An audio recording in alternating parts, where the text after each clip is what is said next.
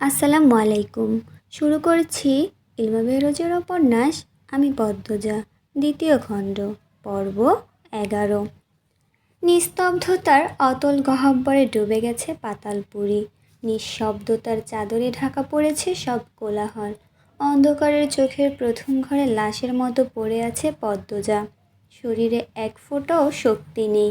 শুষ্ক নিষ্প্রাণ চোখ দুটো ছাদের দিকে স্থির হয়ে আছে অনন্তের খোঁজে। দরজার পাশে দেয়ালে পিঠ ঠেকিয়ে বসে আছে আমির। তার দৃষ্টি বিভ্রান্ত, চেতনা কোনো এক অজানা জগতে বিচরণ করছে।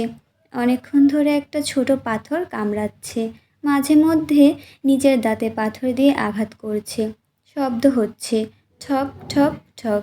মজিদের তীক্ষ্ণ দৃষ্টি আমিরের প্রতিটি অঙ্গভঙ্গি, প্রতিটি স্পন্দন খেয়াল করছে। হাত কাঁপছে ছেলেটার, অব্যক্ত যন্ত্রণাগুলো বেরিয়ে আসছে প্রকাশ্যে।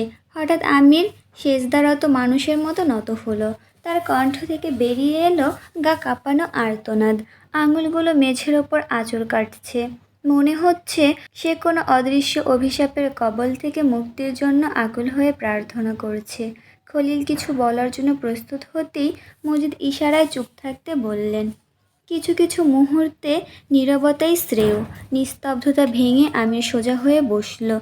সূর্যাস্তের শেষ রশ্মির মতো তার চোখ রক্তিম আভায় জ্বলজ্বল করছে।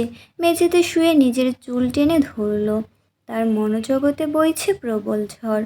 ডুবে যাচ্ছে সে অগাধ জলরাশির তলে। শ্বাসরুদ্ধ হয়ে আসছে প্রতি মুহূর্তে। কোন দিগন্তে গেলে পাবে মুক্তি, তা খুঁজে পাচ্ছে না বিভ্রান্ত মন। মজিদ খলিলকে নিয়ে নীরবে উঠে চলে গেলেন। আমির উঠে দাঁড়ালো, পায়চারি করতে লাগলো ঘর জুড়ে। তার নিঃশ্বাস দ্রুত, অস্থির।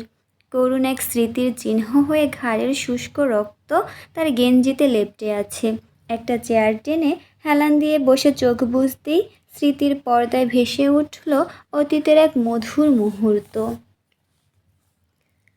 তারাখচিত আকাশ, এক নির্মল চাঁদ, তার নিচে পদ্মনীরের ছাদে সে পদ্মজাকে জড়িয়ে ধরে দাঁড়িয়েছিল। মৃদুমন্দ বাতাসকে সাক্ষী রেখে পদ্মজা বলেছিল, পৃথিবীর শ্রেষ্ঠ স্বামীটি আমার, তাই প্রতিটি নারীর আমাকে হিংসে করা উচিত। আমি আর ভাবতে পারল না। শরীর বেয়ে ঘাম ঝরছে, বড় অস্থির লাগছে। বোতল থেকে ঢকঢক করে পানি পান করল সে। পর মুহূর্তেই একপাশে পড়ে থাকা শাড়িটি হাতে নিয়ে তাতে আগুন ধরিয়ে দিল। ওটা পুড়ে ছাই হওয়ার আগ পর্যন্ত চেয়ে রইল একদৃষ্টে। ঠোঁট জোড়া অস্বাভাবিকভাবে কাঁপছে।